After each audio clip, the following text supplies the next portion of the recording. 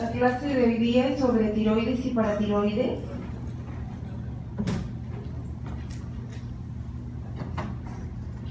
La tiroides está situada en la parte anterior del cuello, es muy fácil palparla delante del cartílago cricoides. Lo normal es no palparlo, pero si fuesen adolescentes o mujeres embarazadas se puede palpar y es normal. Está formada por dos lóbulos, como pueden ver allí. Esto ya lo he incorporado en la grabación, así que esto no lo estoy haciendo, ustedes ya lo tienen allí. Está formada por dos lóbulos situados a ambos lados de la parte superior de la tráquea, unidos por el istmo. Por lo general, la localización normal es por delante del cartílago cricoides, aquí. Sin embargo, hay localizaciones aberrantes, lingual, infralingual. Este de acá es el conducto tirogloso, donde supuestamente desciende la glándula tiroides y se fractura y se queda aquí. Sin embargo, en cualquier parte del trayecto puede localizarse, incluso subesternal. Tuve la oportunidad hace muchos años, cuando era R2, en el Hospital del Niño, ver una tiroides sublingual. Normalmente su tamaño es discretamente mayor en la mujer, tiene un crecimiento transitorio durante la pubertad, embarazo y lactancia, se llama bocio puberal y es normal, es una variante normal. Su peso al nacimiento es hasta 3 gramos, pero puede alcanzar hasta 20 gramos en edad adulta. La irrigación está dada por la carótida externa y la arteria subclavia. De ambas se desprenden la arteria tiroidea superior y la arteria tiroidea inferior, respectivamente. Estas dos son las que entran finalmente a la glándula tiroides. El flujo sanguíneo es el doble del flujo sanguíneo renal, por eso es que es tan vascularizada que cuando hay un bocio en el hipertiroidismo breviácido con exoftalmos taquicardia, ustedes colocan su mano, sus dedos y van a sentir una turbulencia. Eso se llama frémito, o van a colocar el estetoscopio y van a escuchar un soplo. Y eso, repito, se presenta porque es muy vascularizada la glándula tiroides. Embriológicamente se identifica alrededor de la semana 16 a 17 de gestación, días. Tiene un origen endodérmico de la tercera y cuarta bolsa, aquí está, lo he puesto en rojo, y migra caudalmente siguiendo el trayecto del conducto tirogloso por delante del cartílago cricoides, que alcanza alrededor del día 40 y 50, menos de los 2 meses, su localización definitiva tras fracturarse el tirogloso. Repito, esto no siempre se produce y ocurren las localizaciones aberrantes que ya les he mostrado. Con relación al desarrollo histológico, va desde el estado precoloidal hasta la semana 10, el coloidal inicial, que es el más corto, dura una semana y media, y termina con el crecimiento folicular desde la semana 11 y media hasta el final de la gestación. La tiroides fetal puede segregar hormonas tiroideas recién a partir de la semana 20 a 24 de gestación. Estamos hablando de alrededor del 6º mes de embarazo. Antes depende exclusivamente de la cantidad de hormonas tiroideas que le provee a la madre. Imagínense ustedes si es una madre hipotiroidea. Histológicamente está formada por la agrupación de folículos. Estos círculos que ven acá son los folículos, también llamado folículo tiroideo. Este folículo tiroideo está formado por los tirocitos. Si ustedes pueden ver, estas células cuboidales son los famosos tirocitos o células foliculares. El cúmulo de tirocitos que forma este círculo va a conllevar al folículo tiroideo. Y dentro del folículo tiroideo encontramos al coloide.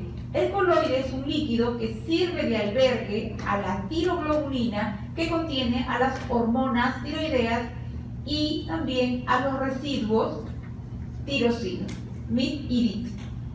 Acá tenemos entonces a un tirocito. Tiene 4 caras. Las caras laterales, que están unidos por los desmosomas, la cara basal, que está en contacto con los capilares, y la cara apical, que es la más importante, porque tiene las vellosidades, que es muy importante para lo que les voy a mencionar en la formación de las hormonas tiroideas. Y, como les dije en la clase pasada, entre folículo tiroideo y folículo tiroideo tenemos a las células C o parafoliculares, que son las que producen la calcitonina. Entonces, cuando yo les hable de calcitonina o célula C, estamos hablando de la glándula tiroides. No se confundan con las paratiroides, que nada tienen que ver con la calcitonina. Las paratiroides producen la PTH o la paratohormona. Aquí están las cuatro caras de los tirocitos o células foliculares que ya les he mencionado. La función tiroidea se regula por mecanismos extrínsecos comandados especialmente por la TSH, que se produce por la adenohipófisis, y también por mecanismos intrínsecos. Recuerden lo que les hablé, la comunicación autocrina, porque tiene receptores. Los tirocitos tienen receptores para las propias hormonas tiroideas. Entonces hay una autorregulación tiroidea. La TSH es una glicoproteína. Recuerden lo que les expliqué también. Podemos hablar de aminoácidos, podemos hablar de péptidos, que son un conjunto de aminoácidos, pero recién a partir de cuando se reúnen 100 aminoácidos, recién podemos hablar de proteínas. En este caso, la TSH sí es una proteína porque tiene 201 aminoácidos. Entonces, la TSH se segrega en las células tireotropas de la hipófisis, hormona tiroestimulante, y está formada por dos cadenas, alfa y beta. La alfa no tiene actividad biológica, la beta sí, pero es necesario que se presenten las dos para que se pueda ejercer la acción biológica. La TSH tiene receptores específicos en el tirocito. Recuerden ustedes, es una hormona no esteroidea o derivada de aminoácidos o peptídica, y entonces tiene el receptor en la parte externa de la membrana celular. La TSH estimula la síntesis de hormonas tiroideas. ¿De qué manera? Incrementando la captación de yodo en forma de yoduro y al incrementar la síntesis de tiroglobulina. Recuerden lo que les he dicho, la tiroglobulina tiene adentro a las hormonas tiroideas, contiene también los MIT y DIT. También interviene la TSH en la yodación del yodo. Este mecanismo va a permitir que al oxidarse el yodo se una a la tiroglobulina. Acoplamiento del MIT y el DIT, endocitosis, porque tiene que haber una endocitosis y proteólisis. Endocitosis es porque en la membrana apical, donde están esas vellosidades, van a salirle unos deditos como si fuesen guantes y van a envolver a la tiroglobulina. Endocitosis se llama eso.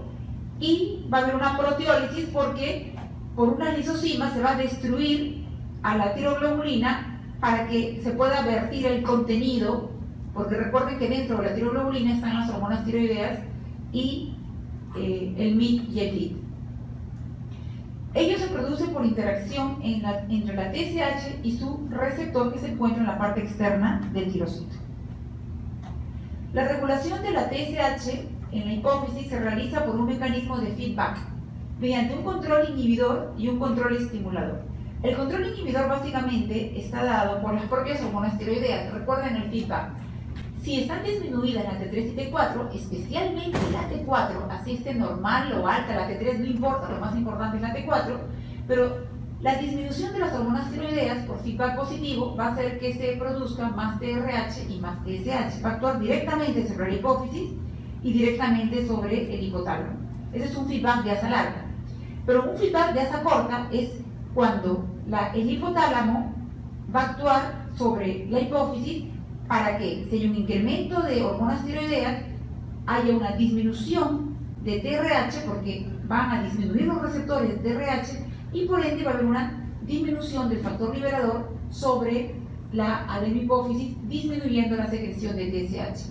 Muy por el contrario, si hay un incremento de hormonas tiroideas, como sucede en el hipertiroidismo, va a haber una disminución en la secreción de TRH y una disminución en la secreción de TSH.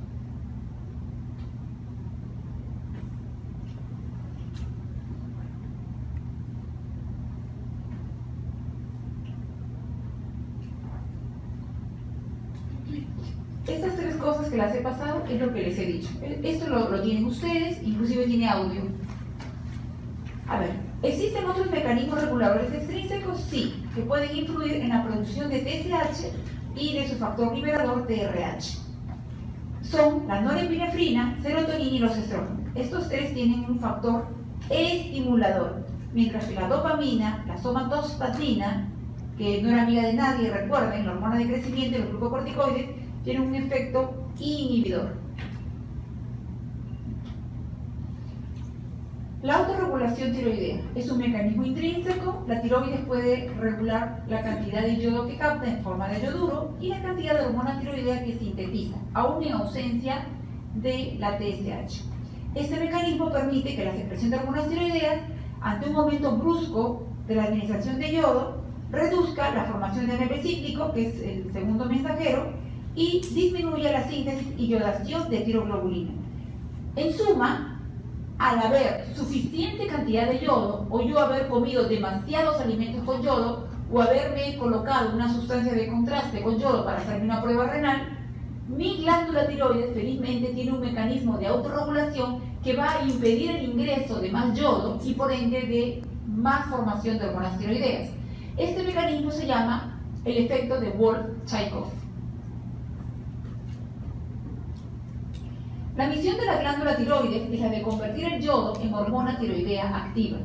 Y para formar hormonas tiroideas se requiere de dos sustratos, el yodo y la tirosina, que es un aminoácido no esencial. La fuente natural de yodo, como todos sabemos, lo encontramos en los alimentos y en el agua, pero resulta que hay países, hay lugares donde la tierra es muy pobre en yodo, son zonas yodo deficientes. Entonces, el aporte de yodo va a depender, repito, de la cantidad de yodo que se encuentra en ese suelo. Los animales que comemos también comen de esos vegetales que nacieron en esas tierras pobres en yodo. Es así que hace 40 años el mejor vehículo para administrar yodo a la población en general en el mundo es la sal. La sal, por eso es que la sal de casa se llama sal yodada, porque se le ha administrado el yodo. Por lo tanto, la sal viene a ser un vehículo para que el yodo llegue a nosotros. Tras la ingestión de yodo, este se convierte en yoduro y se absorbe en el tracto gastrointestinal. Su concentración plasmática suele ser de 2 picogramos por litro y se excreta por la orina y en pequeña proporción por las heces. El yodo, sobre todo, se capta en su mayor proporción por la glándula tiroides, pero también puede ser captada por las glándulas salivales.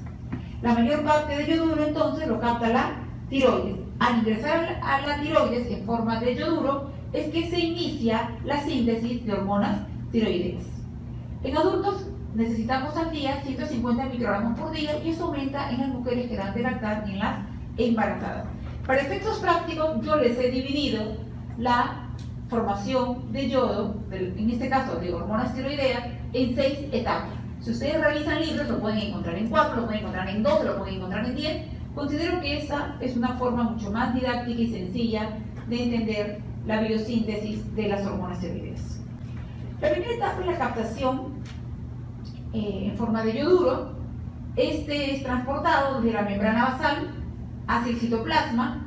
Luego viene la síntesis de tiroglobulina, que es exclusivamente en el tirocito, en el citoplasma del tirocito.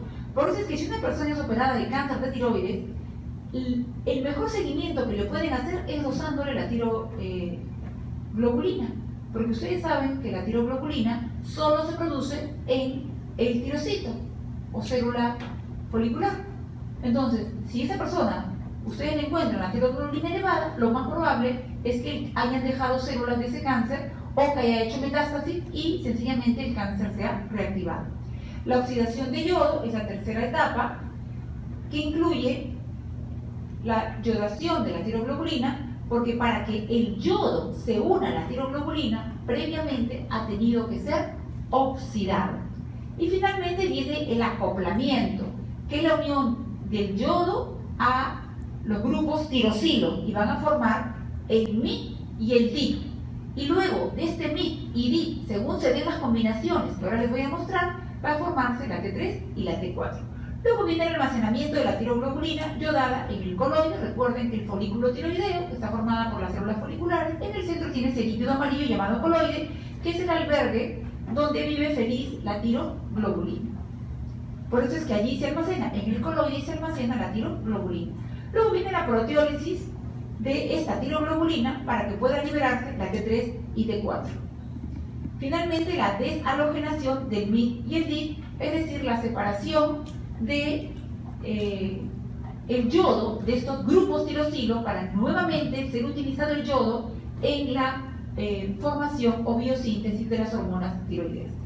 Este es el resumen de lo que ahora les voy a decir y es lo que ustedes van a escuchar en el audio, muy bonito, paso por paso, pero cuando uno estudia y uno sabe, chicos, y uno lee, uno lo puede explicar. Es más, ni siquiera necesitaría un PowerPoint, pero sé que por didáctica tengo que preparar un PowerPoint y tengo que mostrarles todo lo que pueda en este tiempo. Pero este es el resumen de la formación de las hormonas tiroideas. Empezamos. Captación y transporte de yodo. El tirocito concentra yoduro contra gradiente eléctrico y químico y lo transporta, como les dije, desde la membrana basal, que es la que está en contacto con los capilares, hasta la membrana apical, que es la que está en contacto con este líquido coloide y donde tiene las vellosidades. En primer lugar, concentra yoduro a través de un cotransportador llamado NIS, que está localizado en la membrana basal del tirocito y que ya ha sido clonado. Posteriormente, se produce el flujo del yoduro desde el citoplasma del tirocito a su membrana apical, donde están las vellosidades. Y este transporte, o sea, este paso, se produce gracias a los canales de yoduro. Este transporte tiene todas las características de ser transporte activo y todo el transporte está regulado por la TSH y la concentración intracelular de yoduro. Si hay buena cantidad de yoduro y se encuentra adecuada presencia de TSH con los receptores, se va a poder realizar este paso del yoduro de la membrana basal a la membrana apical. La tiroglobulina se sintetiza exclusivamente en el tirocito. Ya les dije, ustedes quieren saber si un paciente operado de cáncer de tiroides está yendo bien, mídanle la tiroglobulina. Debe salir negativa, porque si sale positiva, es más, si salen valores elevados, ustedes sí o sí van a sospechar que ese paciente tiene el cáncer, que se lo han dejado allí, o una metástasis. La tiroglobulina es una glicoproteína. No les explico más porque ustedes ya saben perfectamente que una proteína tiene 100 aminoácidos a más. Está constituida por 2 cadenas, ya el gen ha sido localizado. La principal función de la tiroglobulina es sintetizar las hormonas tiroideas y acumular yodo mediante derivados yodados de tirosina. Oxidación del yodo. ¿Cómo se produce? El yodo transportado desde la membrana basal a la apical, esa parte ya se las expliqué, pero ya les dije que aquí les voy a hacer todo detallado, a donde se dirige también la tiroglobulina, o que coincidencia la espera con los brazos abiertos, es rápidamente oxidado e incorporado a la tiroglobulina. Primero se oxida y recién oxidado puede ser incorporado este yodo a la tiroglobulina.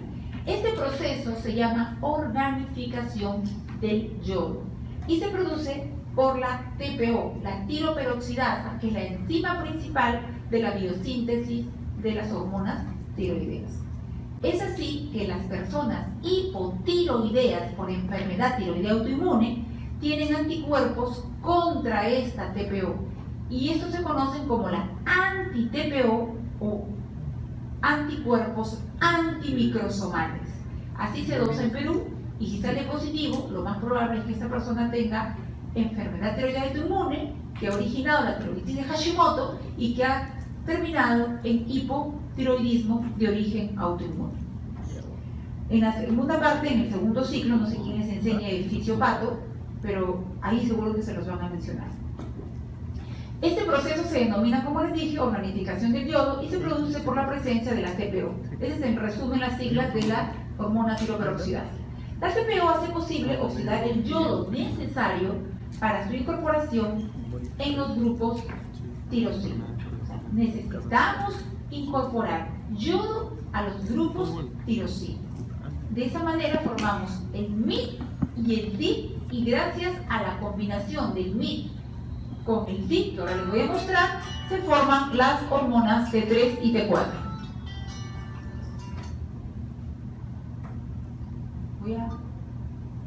Perdonen chicos, voy a apagar esta cosa. Lo prendí por si acaso me escribiera algo el delegado de ustedes, que les ha salido un chico tan lindo y educado. Por favor no lo abrumen, ¿ah? Porque a veces los chicos que son así educados terminan cansados porque los chicos lo presionan demasiado. A ver, acá nos quedamos, ¿no? Sí. Bien, entonces les estaba diciendo que la organificación del yodo, que es la oxidación del yodo más su incorporación a la tiroglobulina, este proceso se produce gracias a la TPO, que es la enzima principal de la biosíntesis de las hormonas tiroideas. La TPO hace posible la oxidación del yodo necesario para incorporarlo a los grupos tirosilo Les estaba hablando también que la TPO precisa para este proceso la presencia de peróxido de hidrógeno. La oxidación del yodo es un sistema transmembrana que se localiza en la membrana apical. Es dependiente del NADPH y transfiere electrones a través de la membrana para generar peróxido de hidrógeno. Este sistema se regula por la TSH. Yodación de la tiroglobulina. Ya esto lo saben, perfecto. Van a incorporar el yodo a la tiroglobulina, el yodo previamente oxidado. En esta etapa de la biosíntesis se produce en primer lugar la yodación de restos tirosilo unidos por enlaces peptídicos al resto de la molécula de tiroglobulina. Se incorpora el yodo en posición orto, que lo ven acá, ¿se acuerdan? Orto, meto, para, en posición orto, respecto al hidróxido fénico y se forman el MI y el DI, monoyodotirosina y diyodotirosina. A continuación ocurre el acoplamiento. Se producen los residuos mencionados mediante una reacción de acoplamiento en forma que dos residuos DI forman la T4 y un residuo DI y otro MI forman la T3. ¿Listo? Y queda incorporado a la molécula de tiroglobulina por un enlace peptídico. Repetimos entonces. A continuación se producen la T3 y la T4 mediante una reacción de acoplamiento, de forma que dos residuos DI previamente formados forman un residuo T4 y un DI y un MI forman un residuo T3. Esto ustedes lo pueden medir en sangre en cualquier laboratorio como T4 o como T4 libre, el que no está unido a su transportador, igualmente el T3 tal cual o como T3 libre. La reacción de acoplamiento se cataliza también por la TPO y también requiere peróxido de hidrógeno. La eficacia de este acoplamiento depende de la concentración inicial de yoduro. Hablemos ahora de la cuarta fase, el almacenamiento de la tiroglobulina yodada en el coloide. La tiroglobulina se almacena en el coloide, la más antigua, miren, la más viejita, en la zona central del lumen. Este es el folículo tiroideo, chicos, folículo tiroideo, coloide, tiroglobulina, la más viejita, y la más reciente, la más joven, en la membrana apical, las que tienen las vellosidades. La tiroglobulina yodada viene a ser una prohormona. ¿Por qué es una prohormona? Porque dentro de ella se encuentran la T4, la T3 y también yodo. Proteólisis, esta es la quinta etapa. La proteólisis y liberación de las hormonas almacenadas en la tiroglobulina. Recordemos que las hormonas tiroideas no pueden pasar directamente al torrente circulatorio ni ejercer su acción celular sin antes ser hidrolizada la tiroglobulina por enzimas proteolíticas para recién poder ser liberadas las hormonas tiroideas.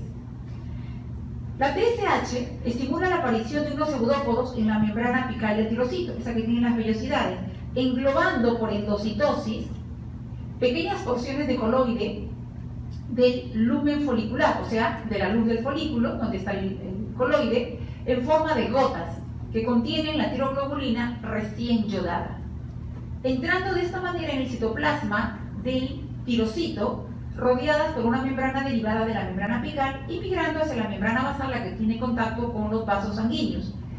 Aquí en la membrana basal se encuentra con lisosomas que contienen fermentos proteolíticos que van a producir la proteólisis de la tiroglobulina. Esta proteólisis continúa hasta la liberación de las hormonas tiroideas clásicas que ustedes conocen, T3 y 4, 90% de T4 y 10% de T3 son liberados a la sangre. Previamente, antes de liberarse la T4, es convertida a T3, liberándose un 10% bajo esta forma. Además, también se liberan un poco de MIT y un poco de DIT y logra pasar algo de tiroglobulina que no completó la proteólisis tal cual. Las hormonas tiroideas entonces pasan al torrente circulatorio antes de pasar definitivamente, como les mencioné, parte de la T4 se convierte en T3 por la acción de la 5' de iodinasa 2. Recuerden ustedes que la T4 no actúa directamente sobre los tejidos de los órganos blancos. Lo hace la T3. La T3, 10% circula, actúa y termina su acción. Pero la T4 es la que se va a convertir periféricamente a T3 por las enzimas llamadas de iodinasas. Hay un gran grupo de iodinasas. En este caso, la que va a encontrarse en la glándula tiroides y la va a convertir a T3 es la 5' de iodinasa 2. Este proceso es controlado por la TSH. ¿Cuáles son las acciones de las hormonas tiroideas? Esto es importantísimo que lo sepan, ya que ustedes van a ser médicos y también porque de hecho que algún día se van a casar, van a ser padres, madres, para que vean la importancia de las hormonas tiroideas y el tamizaje neonatal, que el Hospital de Niños es el único que lo hace. Los demás hospitales parece que se olvidan y es gratuito, se deriva el niño allá. Las acciones de las hormonas tiroideas, recuerdan lo que les expliqué en la clase pasada, que todo nuestro cuerpo está o tiene receptores para dos hormonas. ¿Cuáles son esas dos hormonas? Yo les dije, chicos, por favor acuérdense, que actúan sinérgicamente. Muy bien, y las hormonas tiroideas. Muy bien, perfecto. Entonces, las hormonas tiroideas van a actuar sobre el cerebro, la hipófisis, el hueso, el hígado, el tejido graso, el músculo, el sistema nervioso simpático, por eso hay taquicardia en el hipertiroidismo y nerviosismo, hiperdefecación, sudoración. Entonces, los efectos de las hormonas tiroideas se extienden a todos los órganos y tejidos. Intervienen en todo, especialmente sobre el crecimiento y diferenciación celular, y regulan multitud de procesos metabólicos. Las neuronas, sobre el sistema nervioso central, actúan sobre la formación de las neuronas y los oligodendrocitos. Recordemos la glía. La glía o tejido de sostén, glía significa pegamento, tiene 4 tipos de glías, o hay 4 tipos de glías. Tenemos a los oligodendrocitos o oligodendroglía. Los oligodendrocitos son los encargados de producir la mielina, y eso es en el sistema nervioso central. Y en el sistema nervioso periférico tenemos a las células de Schwann. Las células de Schwann también pertenecen a la glía. También tenemos a la astroglía o a los astrogliocitos, que son los que le proveen sangre, nutrientes a las neuronas. Y también tenemos a los microgliocitos. Los microgliocitos o microglia son los encargados de reparar a las neuronas, las reparan. En cualquier zona de inflamación, ahí están presentes los microgliocitos. Entonces, las neuronas y las células productoras de mielina son células diana de las hormonas tiroideas durante el desarrollo cerebral. Ustedes imaginen si no tenemos hormonas tiroideas, por eso es que el niño ya nace con un potencial bajo con respecto a los demás niños, y peor aún si no se dan cuenta y el pobre niño sencillamente lo dejan sin tratamiento. Retardo mental para toda la vida, es el niño cretino. Esto se llama hipotiroidismo congénito. Las hormonas tiroideas inicialmente, como les dije, proceden de la madre. Intervienen en el desarrollo del tallo cerebral, migración de las neuronas, formación y proliferación neurítica y la maduración de las neuronas. Hemos avanzado tanto, chicos, miren, los oligodendrocitos. Ayer estuve como 3 horas navegando viendo los avances del sistema nervioso central. ¡Ay, qué hermoso! Ojalá que ustedes se den un tiempito para revisarlo. Hemos avanzado muchísimo, muchísimo, muchísimo. A partir de la semana 20 a 24, la tiroides fetal recién es funcionalmente activa. ¿Se imaginan eso, chicos? Los 6 primeros meses, esa criatura ha dependido exclusivamente de las hormonas tiroideas de la madre. ¿Y cuántas mujeres hay que solamente van a postas, no les piden las hormonas tiroideas, no se sabe cómo está la función tiroidea de la madre? Durante la segunda mitad de la gestación, la producción normal de hormonas tiroideas es indispensable para el desarrollo del cerebro. Tras el nacimiento ocurre la mielinización, la formación de la glía y desarrollo de la sinapsis interneuronal. Aquí está una imagen de la glía y aquí la sinapsis. Recuerden los botones terminales y se unen con la otra neurona. Por lo tanto, el periodo neonatal es crítico y si existe un hipotiroidismo, lastimosamente esa criatura sin tratamiento va a ser un cretino y retardo mental para toda la vida. La deficiencia de las hormonas tiroideas también afecta a la citoarquitectura del córtex y del cerebelo. Solamente para hacerles recordar, queridos alumnos, la corteza apenas tiene 6 milímetros, tiene 6 capas y el neocórtex es lo más reciente. Gracias al neocórtex hacemos lo que hacemos, hemos progresado muchísimo, pero obviamente las otras capas continúan y cuando uno toma alcohol, el córtex lo duerme, el sistema reticular activado lo duerme y solamente desaparece su sistema límbico y el reptiliano. Y por eso es que a veces las personas que toman hacen cosas que cuerdos y sanos jamás harían.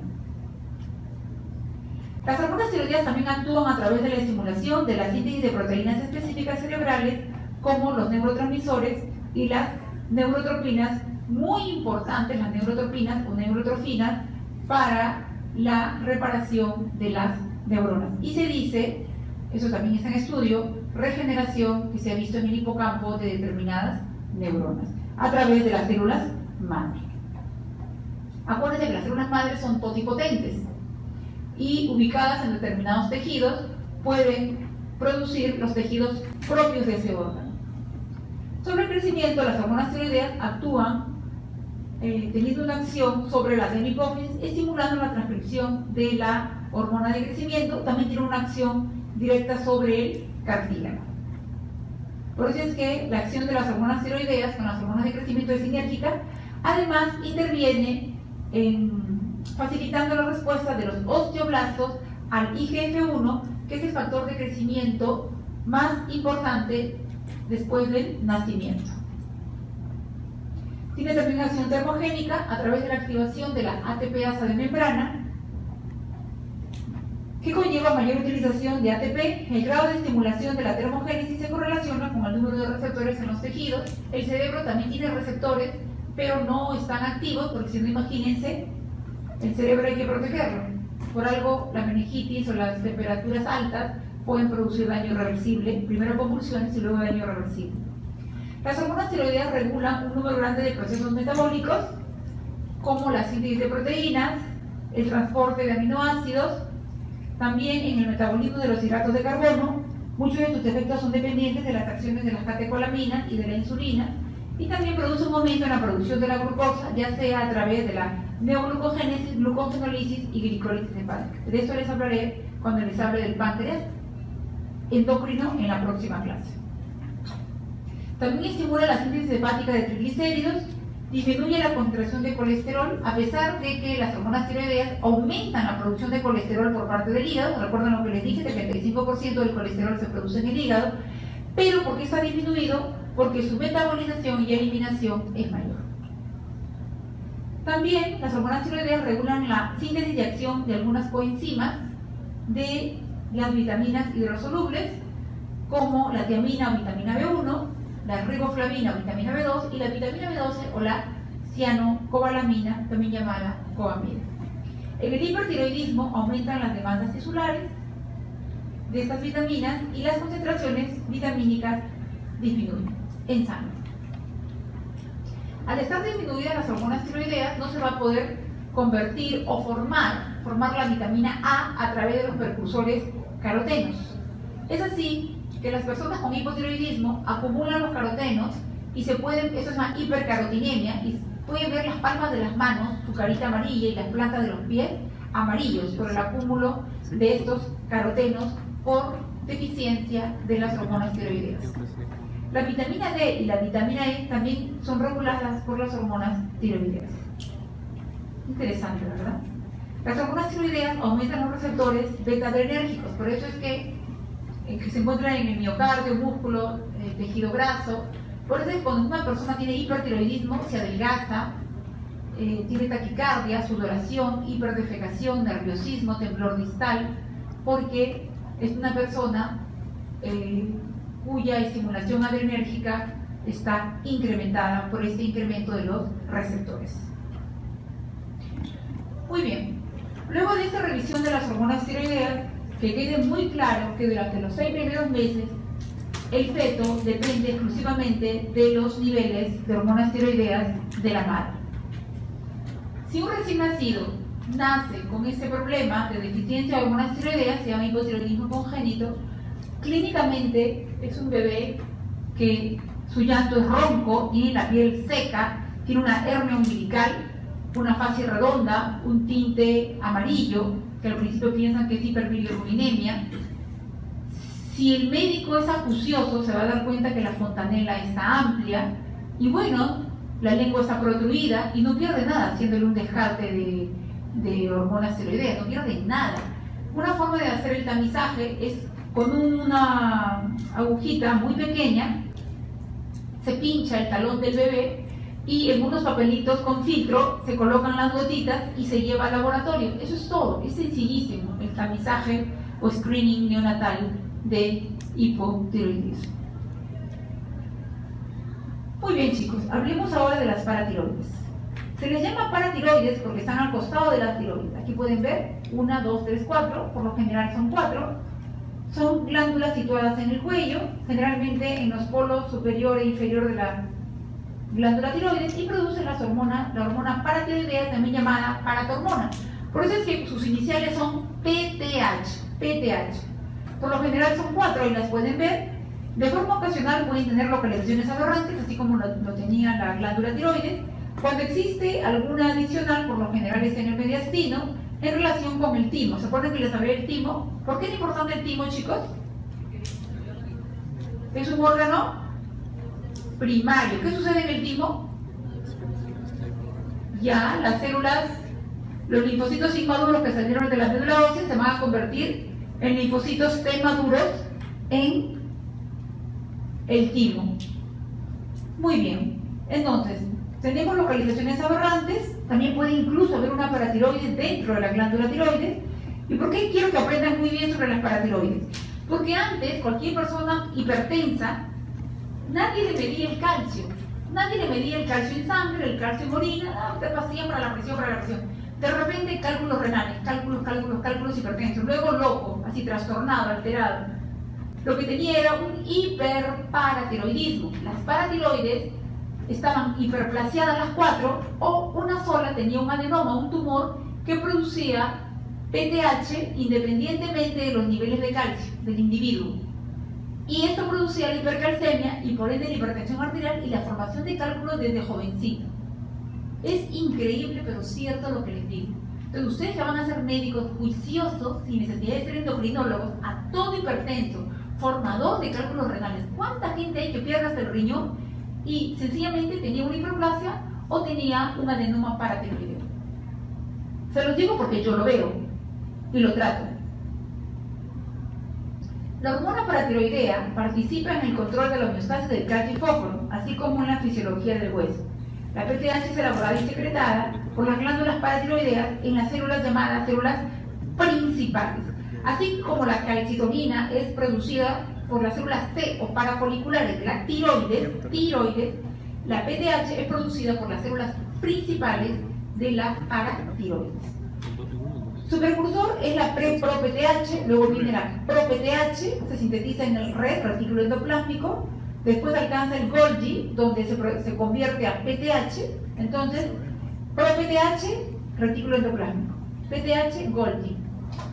Representa de 2 a 3% del contenido de la paratiroides. Se conoce la estructura de la PTH bovina y porcina. La humana está formada por una cadena polipeptídica. La primera secuencia de los aminoácidos es de 1 al 34 y es la fracción amino terminal, que es esencial para su actividad biológica. Entonces, esta de acá no es la que ustedes van a dosar porque está activa. No tienen que coger nada de lo que está activo porque ustedes no saben si en ese momento está disminuido, está aumentado. Lo que nos va a servir es la carboxiterminal. La PTH circulante es heterogénea, se puede separar por cromatografía en 3 grupos de peso molecular variable. Circula en gran parte bajo forma inactiva. Esta es la que me interesa. Todo lo que esté inactivo es ideal para dosar. que corresponde al fragmento carboxiterminal. Entonces, cuando uno sospecha de hiperparatiroidismo, yo le mando a mis pacientes calcio total, calcio iónico, calcio en orina de 24 horas, fósforo en orina de 24 horas y PTH fracción C-terminal. C-terminal significa carboxiterminal, el laboratorio ya lo sabe. Su vida media es muy corta, la PTH tiene una vida media cortísima de 10 a 20 segundos, porque ustedes saben que las no esteroideas o derivadas de aminoácidos o peptídicas tienen una vida media menor a ¿cuánto? ¿Se los enseñé en la clase pasada? 15. Muy bien, 15 minutos. Esa niña que responde se va a sacar 20, al menos en mi parte. Su volumen de distribución, y estoy feliz con ella, su volumen de distribución corresponde al 30% del peso corporal. Su catabolismo es aún mal conocido. Entonces, ¿qué tienen que recordar, alumnos? Que un paciente con litiasis renal no lo miren alegremente como hipercalciuria idiopática, como algo idiopático, porque los médicos somos muy hábiles en decir idiopático cuando no sabemos el origen. Así es que descarte hiperparatiroidismo antes de lanzar el término idiopático. La secreción de PTH está controlada por el calcio iónico, que esto es lo que pedimos, y el magnesio. La regulación de PTH es muy rápida. Si la concentración, ya están viendo que es de 10 a 20 segundos, si la concentración de calcio baja, hipocalcemia, la liberación de PTH aumenta. Por lo tanto, el principal estímulo para la liberación de PTH es la hipocalcemia. Hipocalcemia, lo contrario a la calcitonina, que el principal estímulo era la hipercalcemia. La disminución de la calcemia aumenta la conversión de pro-PTH, que se encuentra en el retículo endoplásmico, en PTH, que esto acontece en el Golgi. Esta respuesta es más efectiva cuando el descenso de calcio es brusco. Entonces, ¿cuál es el principal estímulo para la secreción de PTH? La hipocalcemia. Por lo tanto, la PTH se va a encargar de incrementar los niveles de calcio. ¿Qué podemos concluir? Que la PTH es una hormona hipercalcemiante. La PTH es una hormona hipercalcemiante. Se los he dicho 2 veces, va una tercera. La PTH es una hormona hipercalcemiante. La secreción de PTH desciende una vez que se elevan los niveles de calcio, pero no llega a inhibirse cuando la calcemia ya está en su rango normal o está elevada. Contiene, o sea, ¿qué es lo que va a hacer la PTH? Mantiene la concentración de calcio en el líquido extracelular. Y a nivel del hueso aumenta el catabolismo óseo por acción directa, produciendo reabsorción osteoclástica. En otras palabras, y en unos términos increíblemente sencillos, lo que hace la PTH es sacar calcio del hueso. A nivel del hueso también estimula la formación de hueso nuevo por acción directa, aumentando la actividad de los osteoclastos. Su efecto neto es aumentar la liberación de calcio y de fosfato hacia la sangre para favorecer la hipercalcemia, dado que su principal estímulo fue la hipocalcemia. Entonces, la PTH es una hormona hipercalcemiante. A nivel del riñón, aumenta la reabsorción tubular de calcio, porque lo que quiere es aumentar el calcio a nivel de la sangre. Estimula la enzima 1-alfa hidroxilasa, que es la encargada de convertir la vitamina D a vitamina D3 activa. Esta vitamina D3 activa va a permitir la absorción del calcio a nivel intestinal. ¿Qué hace a nivel renal la PTH? Disminuye los niveles de fósforo, aumentando la pérdida de fósforo a nivel renal, ya que inhibe la reabsorción de fósforo. Conclusión, a nivel renal, retiene calcio y elimina fósforo. A nivel del tubo digestivo, en forma indirecta, parece tener una acción indirecta sobre la estimulación de la absorción digestiva del calcio y fósforo por intermedio de la inducción en el riñón de la síntesis de vitamina D. Recuerden la presencia importante de la PTH para la conversión de la vitamina D activa en el riñón. La acción de la PTH se realiza mediante receptores específicos, eso también ya lo saben perfectamente. Esta es una no esteroidea o peptídica o derivada de aminoácidos, y el receptor está en la parte externa de la membrana celular. ejercida sobre segundos mensajeros. ¿Se acuerdan? Eso también les enseñé, el ciclasa, MP cíclico, son muchos, les enseñé 5, incluyendo el calcio iónico, estimulando a estas enzimas, y los receptores para la PTH son únicos para hueso y riñón. Repito, la acción de la PTH sobre sus receptores específicos se encuentran en el hueso y el riñón. En el riñón, favoreciendo la compresión de la vitamina D a vitamina D3, y también en el riñón para reabsorber el calcio y para impedir la reabsorción de fósforo. Y a nivel del hueso, haciendo que salga el calcio del hueso. Durante la interacción hormono-membrana de las células efectoras se produce un aumento del AMP cíclico y el desplazamiento del calcio transmembrana. Esta es la explicación, ¿no? La explicación de cómo es que se va a producir el incremento de calcio. Los receptores responden tanto a la PTH como a la PTH relacionada a la PTH. ¿Qué significa esto? Hay personas que tienen cáncer, sobre todo cáncer de pulmón, y le dosan el calcio y siempre está alto. Le quieren hacer descarte de hiperparatiroidismo primario, o sea, que tengan hiperplasia de las paratiroides o que tengan un adenoma en una de las paratiroides, y está normal. Y resulta que el paciente tenía cáncer de pulmón. Entonces, el cáncer de pulmón y determinados cánceres producen esas células de ese cáncer una PTH-RP, es decir, una PTH que semeja a la propia PTH producida por la paratiroides y se encarga de sacar calcio del hueso. Por eso es que el paciente tiene hipercalcemia. A nivel del hueso, el AMP cíclico actúa sobre las mitocondrias para aumentar la concentración de calcio del citoplasma. A continuación de la liberación de iones, hidrógeno, el pH baja, permitiendo la salida de calcio del hueso.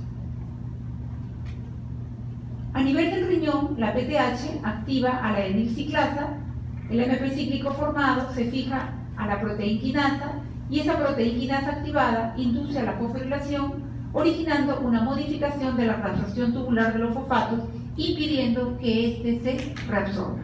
De esta manera se disminuye el nivel de fósforo en sangre, perdiéndose por la orina.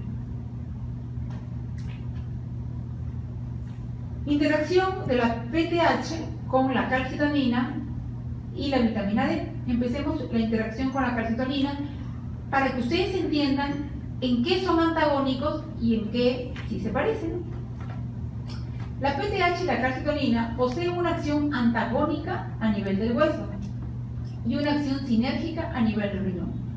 ¿Por qué antagónica a nivel del hueso? Porque la PTH se encarga de sacar calcio del hueso, en cambio la calcitonina se encarga de meter calcio al hueso. La PTH es una hormona hipercalcemiante y la calcitonina es una hormona hipocalcemiante.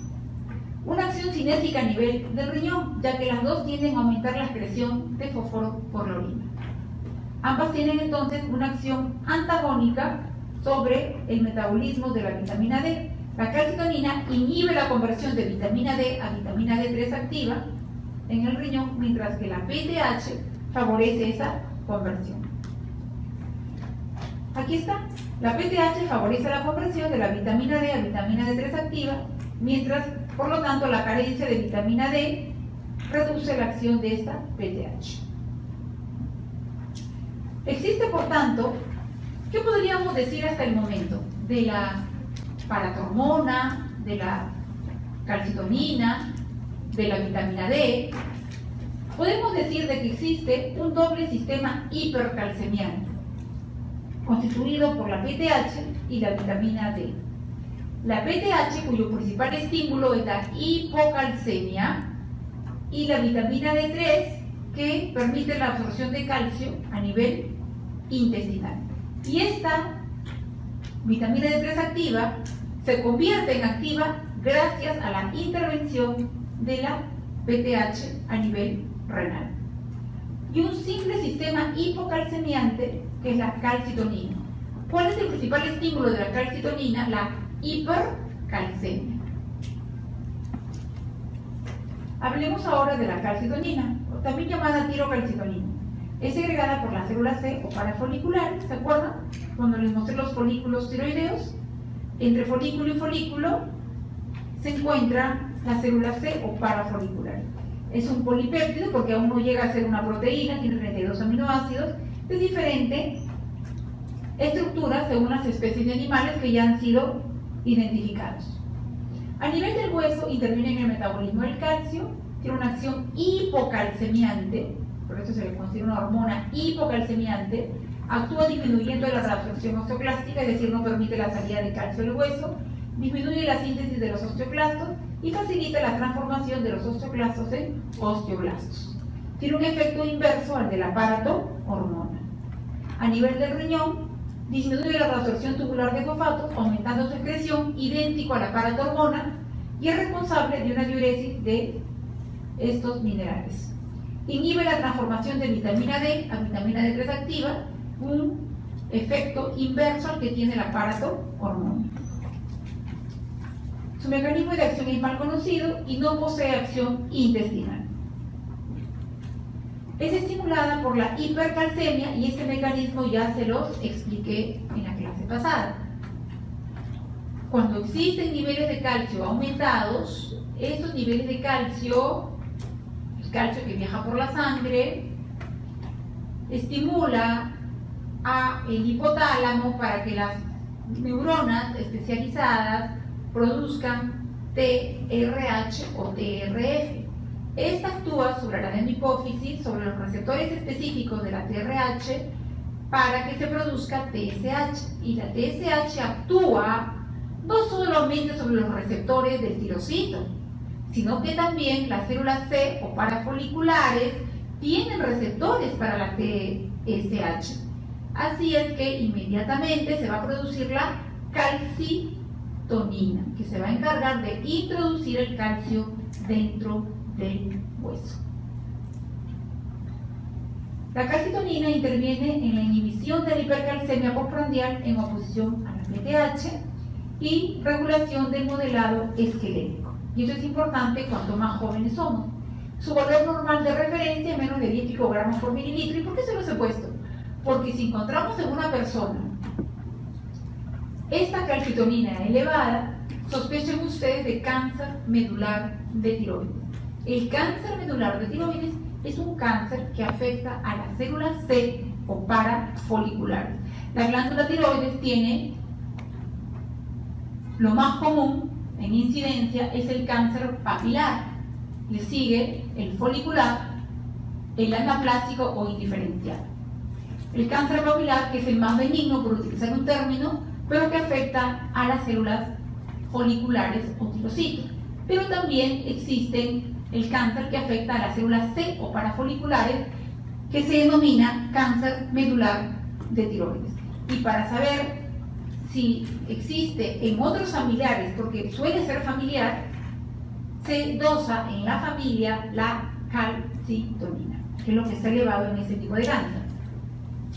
De todos mis pacientes con cáncer de tiroides que veo, hay una señora, solo una, operada de cáncer medular de tiroides. Va muy bien la señora, se le dosa su calcitonina. Con relación a la vitamina D, por medio de los metabolitos activos, participa lo mismo que la calcitonina y la PTH en el metabolismo del calcio y fósforo.